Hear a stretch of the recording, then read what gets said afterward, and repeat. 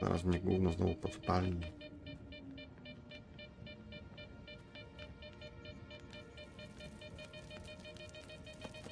A on już nic nie ma.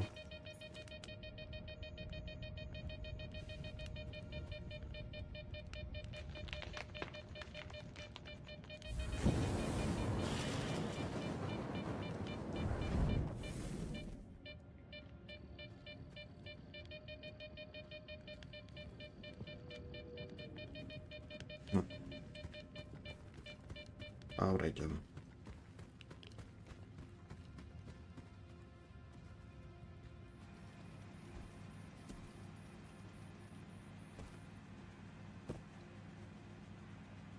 Okej.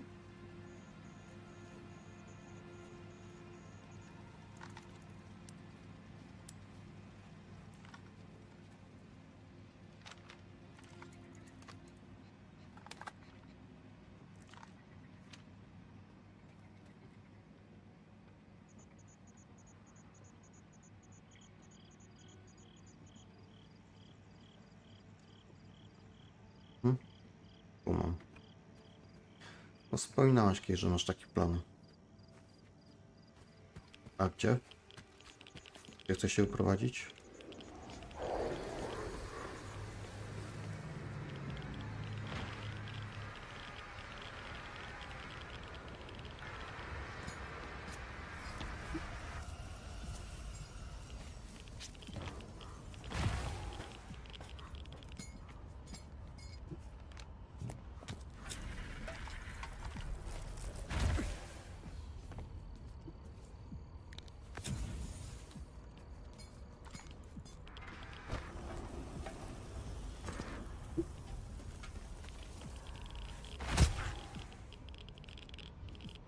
Ja się pytam, jak ja mam tam wleźć.